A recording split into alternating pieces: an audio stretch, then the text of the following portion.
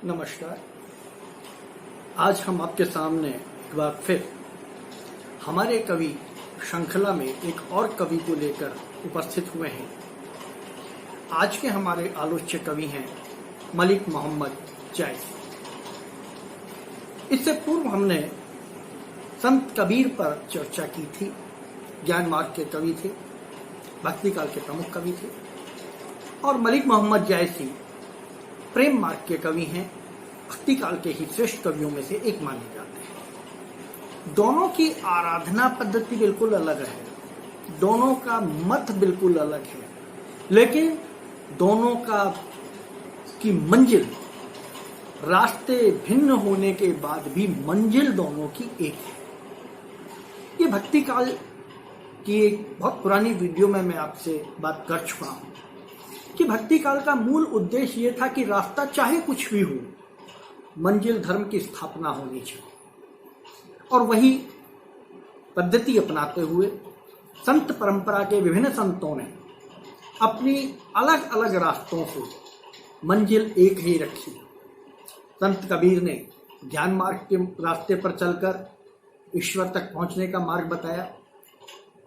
मलिक मोहम्मद जायसी प्रेम के रास्ते पर चलकर ईश्वर तक पहुंचने का मार्ग बता रहे हैं। मलिक मोहम्मद जायसी के जन्म और जीवन की हम चर्चा कर रहे हैं।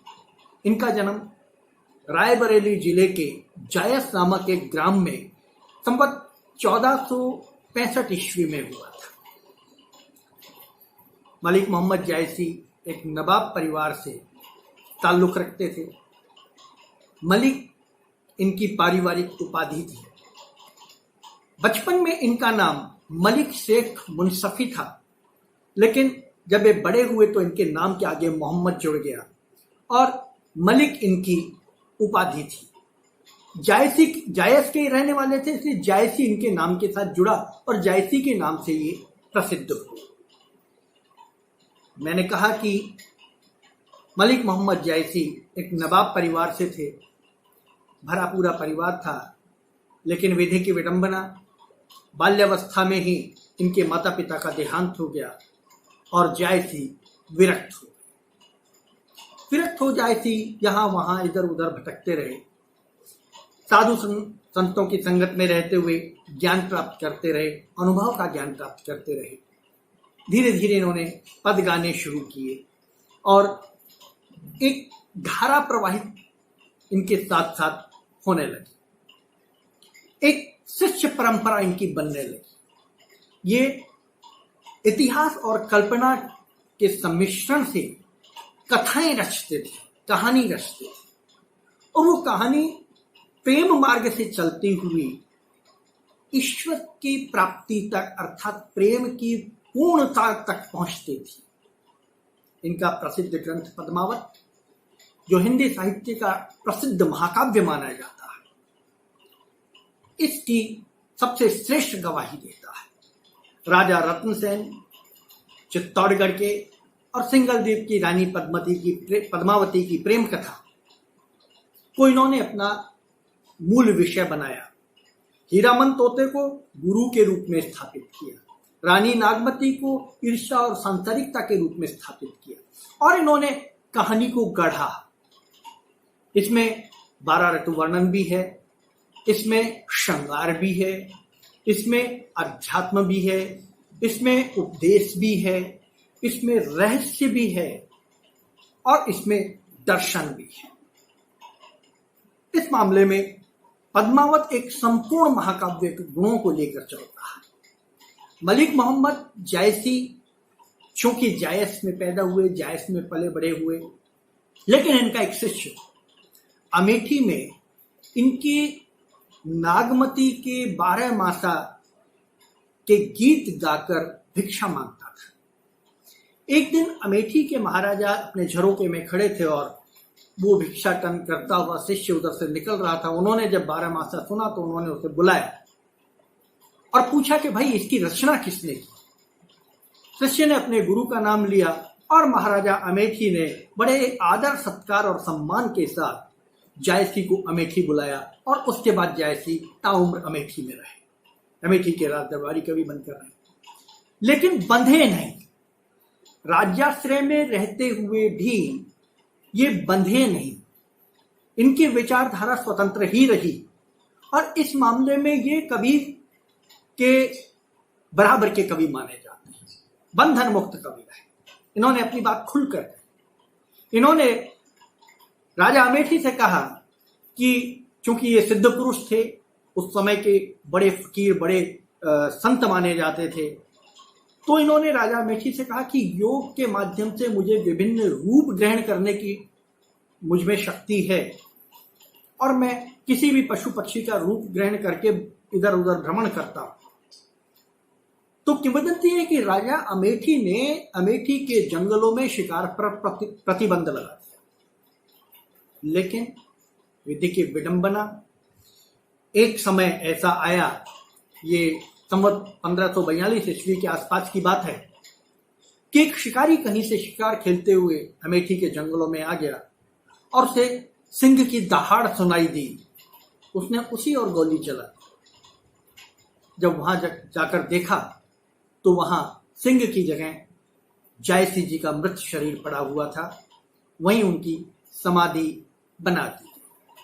अर्थात इसमें कितनी सच्चाई है, कितनी कहानी है, इस पर हम विचार विमर्श नहीं कर रहे, लेकिन ये एक घटना है जो इतिहास में है और इसका उल्लेख करना मैं इसलिए उचित समझता हूं कि हमारे साहित्य के विद्यार्थियों को ये सारी चीजें पता होना चाहिए, ताकि ये अपने तार्किक आधार पर इसका निर्णय ले सके। मलिक मोहम्मद जायसी की रचनाओं की यदि बात करें तो इनकी प्रमुख 4-5 रचनाएं हैं, जिनमें सबसे प्रमुख रचनाएं इनकी पद्मावत है, जो 1520 से 1540 ईस्वी के आसपास लिखी गई थी।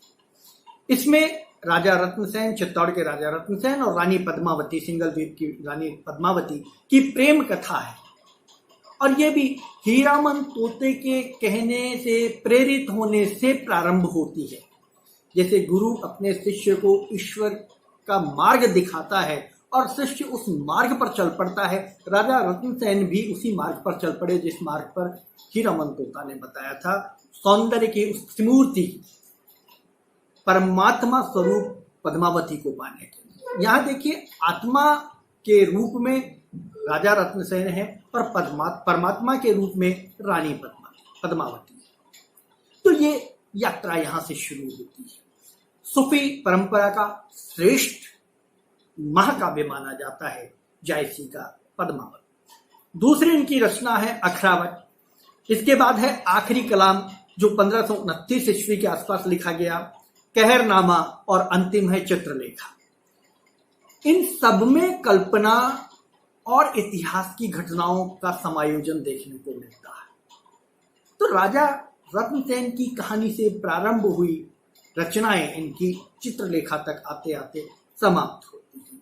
छुटपुट और भी ग्रंथ मिलते हैं, लेकिन अन्वेषक जो करते हैं उनका ये मानना है कि वे प्रक्षिप्त हैं, बाद में जायसी के नाम से आई। इसके बाद आते हैं इनका आध्यात्म चिंतन क्या है। मलिक मोहम्मद जायसी का जो आध्यात्मिक चिंतन है वो सूफी साधना पर चिंतन है। वे सूफी संत थे, सूफी परंपरा को मानते थे, प्रेम की पीढ़ के कवि थे, प्रेम के मार्ग पर चलकर ईश्वर तक पहुंचने का रास्ता अपनाते थे, इश्क मिजाजी, इश्क हकीकी में विश्वास करने वाले कवि थे। इसके आधार पर ही वो अपनी प्रेम साधना को आगे बढ़ा। तो जायसी का मार्ग भिन्न मार्ग था, प्रेम के मार्ग पर चलते हैं, प्रेम के माध्यम से ईश्वर को प्राप्त कैसे किया जाता है।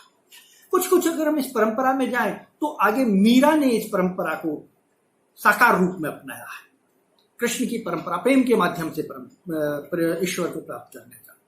तो ये एक तरीका रहा है जायसी जी का। इतिहास और कल्पना का समाहार इनकी कविता का मूल विषय रहा है और रहस्यवाद की यदि बात करें तो पद्मावत भरा पड़ा है इनकी रहस्यवादिता से, इनके आध्यात्मिक जो बिंदु हैं उनके आधार पर। अब बात करते हैं मलिक मोहम्मद जायसी की शैली की। उनकी अपनी शैली, अपने तरीके से गढ़ी हुई शैली थी। वे अनुभूति के आधार पर अपनी कविता का सृजन करते थे, साहित्य का सृजन करते थे और अनुभूति ही पद्मावत का मूल प्रतिपाद्य बनी है। वे समाहार को प्रस्तुत करते थे, कल्पना और इतिहास के समाहार।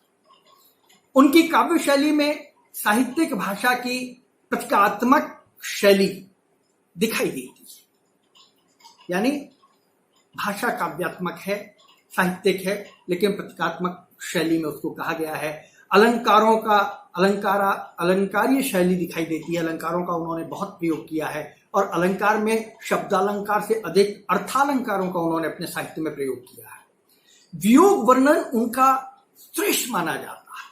अब तक के जितने भी वियोग वर्णन हैं उनमें सबसे श्रेष्ठ जो है जायसी पद्मावती का नागमती विरह वर्णन माना जाता है, कि नागमती का जो विरह वर्णन है वो श्रेष्ठ विरह वर्णन माना जाता है।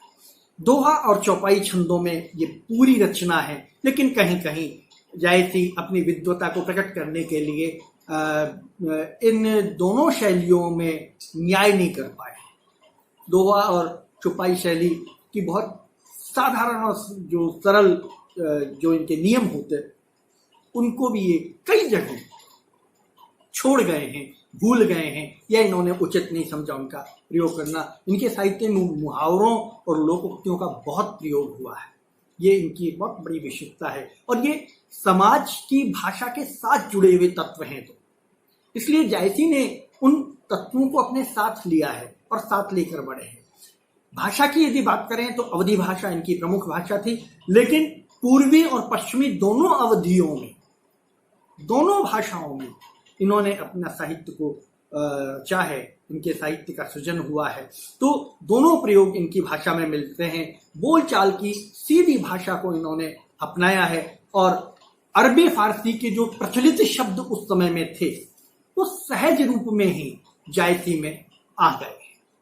तो जायसी की यदि हम समीक्षा करते हैं तो जायसी भक्ति काल के उन श्रेष्ठ कवियों में से एक माने जाते हैं जो अपनी लीक पर चलते हैं, जो बनी बनाई लीक पर नहीं चलते, जिनका अपना मानना है, साहित्य सृजन का अपना तरीका है, दर्शन और रहस्यवाद को प्रस्तुत करने का अपना तरीका है, अपना दर्शन है और अपने तरीके से वो ईश्वर को प्राप्ति के मार्ग को अपनाते हैं और ईश्वर की तक पहुंचने का मार्ग प्रशस्त करते हैं।